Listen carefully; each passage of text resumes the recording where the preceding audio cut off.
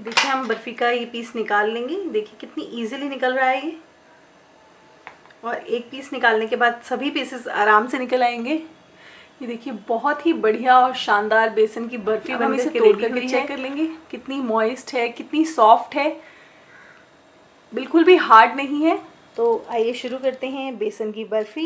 Hello friends, मैं कामना चोपड़ा खाना मनपसंद में आपका स्वागत करती हूँ।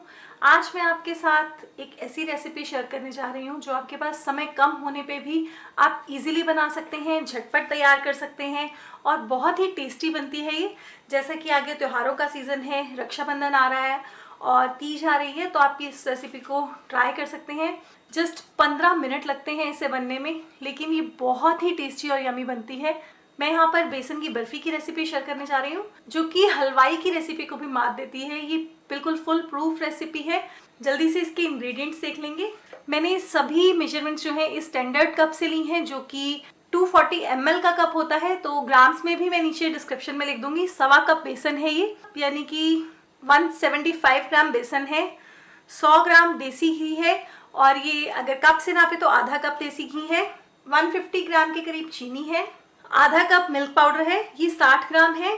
आप इसमें कोई भी मिल्क पाउडर यूज कर सकते हैं, कोई फैट का चक्कर नहीं है इसमें। वैसे मार्केट में 10 रुपीज के 30 ग्राम के पाउच मिलते हैं, तो 2 पाउच जो है वो काफी है इसके लिए। इससे टेस्ट जो है बहुत बढ़िया आता है। और यहाँ पर 2 कप दूध है, ये आधा किलो के करीब दूध है। और साथ ही हमने यहाँ पर ली है 5 से 6 इलायची फ्लेवर करने के लिए। और मैं इसमें 1 पिंच फूड कलर ऐड करूंगी इसको अच्छा सा कलर देने के लिए। और सजाने के लिए मैंने यहाँ पर लिया है बारीक कटा हुआ पिस्ता। आप कोई भी ड्राई फ्रूट ले सकते हैं। यहाँ पर मैंने एक ट्रे ले ली है जिसको कि मैं ग्रीस कर लूंगी। हम थोड़ा सा घी लेंगे और इसमें चारों तरफ अप्लाई कर लेंगे। अगर आपके पास इस तरह की ट्रे ना हो तो आप थाली ले लें, उसमें भी बर्फी जमा सकते हैं। तो ये देखिए अच्छे से ग्रीस कर लिया है मैंने।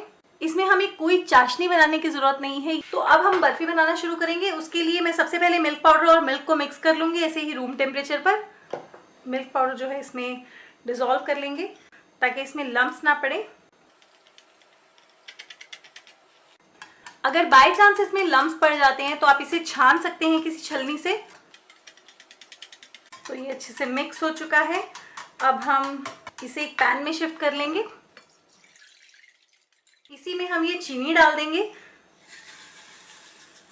तो मैंने इसे गैस पर रख दिया है और मैं इसे इस तरह से चलाते हुए चीनी को डिसॉल्व कर लूंगी। और जब तक ये चीनी मिक्स हो रही है मैं बेसन को भून लूंगी। तो मैंने यहाँ पर एक और पैन लिया है, हम इसमें घी डाल देंगे। जैसे ही घी मेल्ट हो जाएगा हम इसमें बेसन डाल देंगे। अगर आपको घी की अमाउंट कम लगे तो आप और ऐड कर सकते हैं, बट इतनी अमाउंट सफिशेंट है।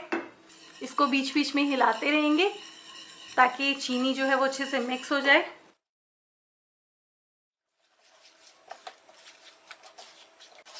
मैं ये गैस बंद कर रही हूँ क्योंकि चीनी जो है वो मेल्ट हो चुकी है। मैंने यहाँ पर गैस का फ्लेम मीडियम टू हाई रखा है। जैसे जैसे बेसन भुनने लगेगा आपको खुशबू आने लगेगी और इसका कलर जो है वो चेंज होने लगेगा। इसको हमें कंटिन्यूसली चलाते रहना है ताकि बेसन नीचे से लगे नहीं। ये देखिए बेसन में झाग बनने लगे हैं, बट अभी कलर चेंज नहीं हुआ, तो इसको हमें थोड़ा गोल्डन कलर आने तक भूनना है। इस बर्फी को जमने में भी ज़्यादा समय नहीं लगता, बस ठंडा होने तक, यानी कि 10-15 मिनट का समय लगता है। इसको 3-4 मिनट हुए हैं अभी भूनते हुए, तो 3 से 4 मिनट का समय और लगेगा हमें भूनने में।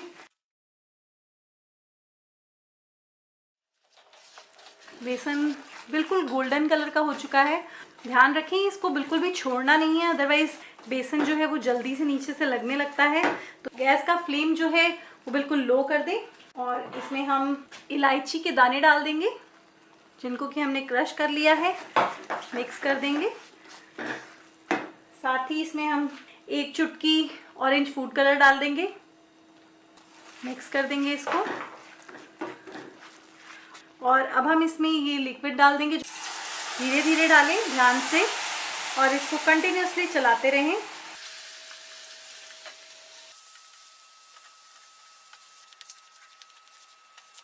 इसको बिल्कुल अच्छे तरीके से मिक्स करेंगे। एकदम ये काफ़ी लिक्विड हो जाएगा, बट जैसे ही आप इसे चलाएंगे तो धीरे धीरे गाढ़ा होने लगेगा।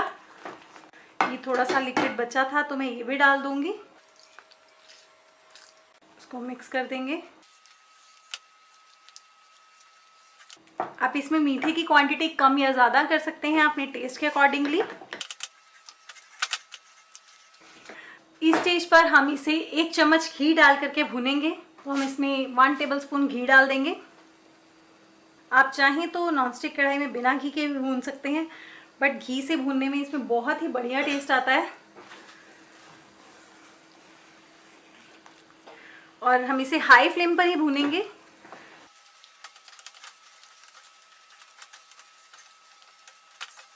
ये देखिए बिल्कुल लंप की तरह इकट्ठी होने लगी है। इसे एंड में भूनना बहुत ज़रूरी है। अगर आप सही से नहीं भूनेंगे तो बर्फ़ी जो है वो प्रॉपर शेप नहीं लेगी। ये देखिए पूरी साइड्स छोड़ दी हैं इसने पैन की और बर्फ़ी इकट्ठी होने लगी है। तो ये बिल्कुल रेडी है। तो अब हम बर्फ़ी को ट्रे में निकाल लेंगे और इसको इस तरह से दबा करके फ्लैट कर लेंगे। तो हमने बर्फ़ी को लेवल कर लिया है। अब हम इस पर कटा हुआ पिस्ता डालेंगे। ये ऑप्शनल है, अगर आपको पसंद ना हो तो आप कोई और ड्राई फ्रूट डाल सकते हैं। इसको भी हम स्पैचुला की मदद से इस तरह से दबा देंगे ताकि ये निकले नहीं। तो हम इसे आधे घंटे के लिए इसी तरह छोड़ देंगे। उसके बाद मैं आपको इसके पीसेस कट करके दिखाती हूँ। ये देखिए बर्फ़ी ठंडी हो चुकी है, तो हम इसके पीसेस कट कर लेंगे। बहुत ही इजीली कट हो रही है और बहुत ही बढ़िया बर्फ़ी बन करके रेडी हुई है। आई होप आप सभी इसे ज़रूर ट्राई करेंगे। डेफिनेटली इसके बाद आप कभी भी हलवाई की दुकान से बेसन की बर्फ़ी ला करके नहीं खाएंगे। इसको निकालने में भी कोई प्रॉब्लम नहीं आती। पहले हम बर्फ़ी का एक पीस निकाल लेंगे। इतनी इजीली निकल रहा है ये। और एक पीस निकालने के बाद सभी पीसेस आराम से निकल आएंगे। ये देखिए बहुत ही बढ़िया और शानदार बेसन की बर्फ़ी बनकर के रेडी हुई है। बहुत सॉफ्ट है, मॉइस्ट है। मैं आपको एक पीस अभी तोड़कर भी दिखाऊंगी। पहले मैं सभी पीसेस निकाल लूँगी और प्लेट कर लूँगी। तो हमने सभी पीसेस निकाल लिए हैं और एक पीस हम चेक करेंगे। ये देखिए कलर कितना अच्छा आया है। मैंने यहाँ पर ऑरेंज कलर यूज़ किया था। अगर आप चाहें तो येलो कलर यूज़ कर सकते हैं, या आप कोई कलर ना भी डालें तब भी बर्फ़ी बहुत अच्छी बनती है।